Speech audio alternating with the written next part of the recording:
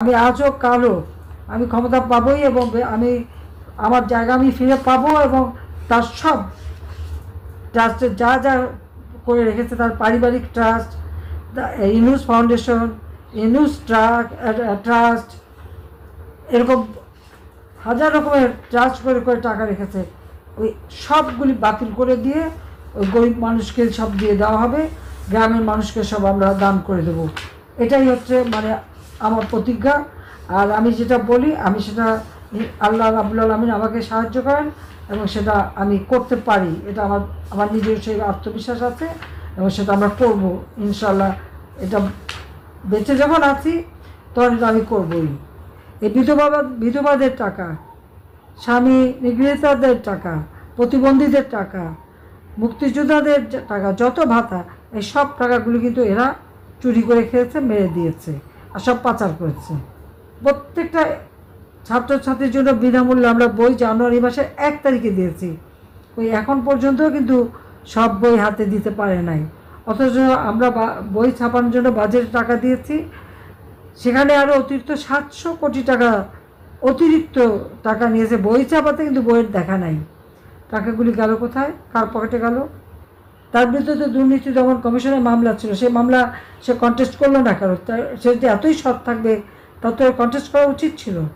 আর এখন তার সাথে তাদের যে সমন্বয়কটা আছে, তারা কত টাকার মালিক, এর পাই পাই হিসাব আমরা নেব। আর আল্লাহ যখন বাঁচিয়ে রেখেছে, আমি এটা বিশ্বাস করি যে যারা আমাদের জাতির শত্রু, গণশত্রু, জনগণের শত্রু, যারা এই দেশটাকে ধ্বংস করতে চায়, তাদের চেহারাটা আজকে সকলের কাছে একেবারে স্পষ্ট হয়ে গেছে, তাদের চেহারাটা উন্মুক্ত হয়ে গেছে। আল্লাহ বোধহয় এটাই চাচ্ছিলেন যে এরা ভিতরে ঘাপটি মেরে মেরে খালি তোমাদের ক্ষতি করতো, আজকে এদেরকে চিনে রাখো। কাজে আল্লাহ সেটা চিনিয়ে দিলেন। গরিবরে খাবার দেবে না, মানুষকে ভাতে মারবে, কৃষককে মারবে, শ্রমিকরে কাজ কেড়ে নেবে, শ্রমিকরে মারবে, আর এদিকে নিজেরা মোটা টাকা বানিয়ে বসে আছে। কেউ 100 কোটি টাকা নিজে চিন্তাই করতে পারে না। ওই যে ক্ষুদ্র সমন্বয়ক বানিয়েছে যারা, তারা প্রতিটা আমরা হিসাব রাখছি, হিসাব নেব, কড়াই গন্ডায় হিসাব নেব, এবং সেই দিন বেশি দূরে না, খুব কাছেই সেদিন। আর এমনি তো সম্রাটরা যেখানে যাচ্ছে সে এত ধাওয়া খাচ্ছে সকলের সাথে চিটিং করার জন্য। কাজে এখন তো ওইভাবে তৈরি করতে হবে, তৈরি হতে হবে। যারা আমাদের নেতা কর্মীকে হাত দিয়েছে, একটা করে ছাড়বো না। আর মামলাটা কোনো সীমা পরিসীমা নাই। প্রথমে দিল খুনের মামলা, এখন হচ্ছে দুর্নীতির মামলা। ঠিক আছে, আগে দুর্নীতি প্রমাণ করুন এবং ওই টাকার হিসাব পাই পাই করে আমি নেব। কয়দিন আর ক্ষমতা থাকবে?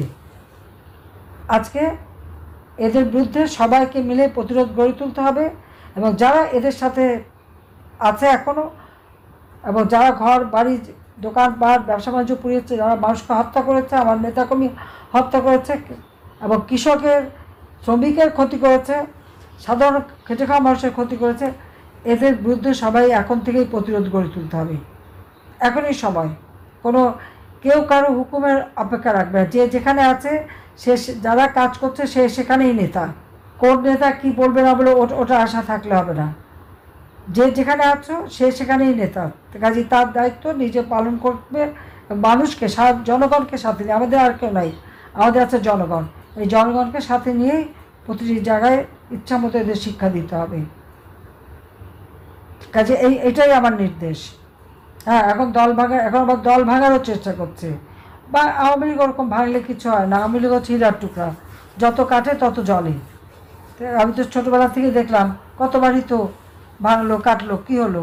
এমনকি প্রতিষ্ঠাতা সভাপতি মৌলানা ভাসানীও তো দল ভেঙে চলে গিয়েছিলো, কিছু করতে পারেনি।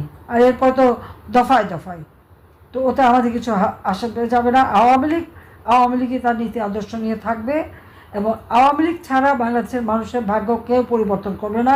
আওয়ামী লীগ ছাড়া মানুষের সাথে কেউ থাকে না, এটা হলো বাস্তবতা। আজকে নিশ্চয়ই বাংলাদেশের মানুষ সেটা হায় হায় টের পাচ্ছে।